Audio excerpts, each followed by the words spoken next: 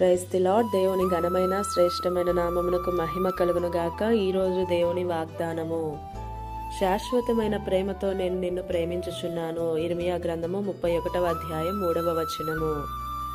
ఈ ఉదయకాల సమయంలో గనుడైనటువంటి దేవుడే మనందరితో మాట్లాడుతున్న మాట, శాశ్వతమైన ప్రేమతో నేను మిమ్మల్ని ప్రేమిస్తున్నాను అని. మనం చాలా మంది నుండి ప్రేమను పొందుకుంటాం. అది కుటుంబం నుండైనా, స్నేహితుల నుండైనా, బంధువుల నుండైనా, బయట వారి నుండైనా కావచ్చు. కొన్నిసార్లు ఆ ప్రేమలో అబద్ధాలు, మోసాలు, కల్మషాలు చూసినప్పుడు ఎంతో బాధగా అనిపిస్తుంది. ఇన్నాళ్ళు ఈ ప్రేమ కోసమేనా నేను తపన పడింది, ఇంతవరకు దీనినేనా నేను గుడ్డిగా నమ్మింది అని ఎంతగానో చింతిస్తూ ఉంటాం.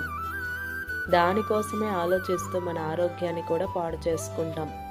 నిరాశకు గురై మనం చేసే పనులు కూడా నిలిపేస్తాం. అన్యజనుల్లో ఇలా జరగడం సహజమే, ఎందుకంటే ఈ లోకంలో నిజమైన ప్రేమ లేదు. ఒకవేళ క్రైస్తవునివైన నీవు కూడా ఇలాంటి బాధలు అనుభవిస్తుంటే, ఒకవేళ అనుభవించినా సరే, నీవు క్రీస్తుని రక్షకునిగా, దేవునిగా మాత్రమే తెలుసుకున్నావు. అయితే ఈరోజు ఆయన నిజమైన ప్రేమికుడు అని తెలుసుకో.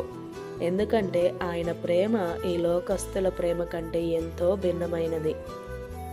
ఆ ప్రేమలో స్వార్థం, అసూయ, మోసం, కామం, క్రోధం ఇలాంటివి ఏవీ కనబడవు. నీవేదైనా తప్పు చేస్తే ఆయన కన్న ప్రేమలా గద్దించి సరిచేస్తాడు. అవసరంలో నేనున్నాను అని ఒక సహోదరులా భరోసానిస్తాడు. ఆపదలో తానే బంధువులా ఆదుకుంటాడు. ఎలాంటి విషయాన్ని పంచుకున్నా స్నేహితునిలా వింటాడు. బాధ్యతల భారం మోసే ఆత్మీయ భర్తలా నీతో ఎల్లప్పుడూ ఉంటాడు. ఒక్క మాటలో చెప్పాలంటే, ఒక వ్యక్తికి చిన్న వయసు నుండి ముసలి వాడైపోయేంత వరకు కూడా సరిపోయే ఏకైక ప్రేమ నా యేసులో ఉంది. ఆ యేసే శాశ్వతమైన ప్రేమతో నిన్ను ప్రేమిస్తాను అని వాగ్దానం ఇస్తున్నాడు. ఆమేన్. ఈ దిన వాగ్దానం మనందరి జీవితాల్లో నెరవేరాలని కోరుతూ, దేవుని సువార్త పరిచర్యలో మీ సహోదరి Prasanna. God bless you. Amen.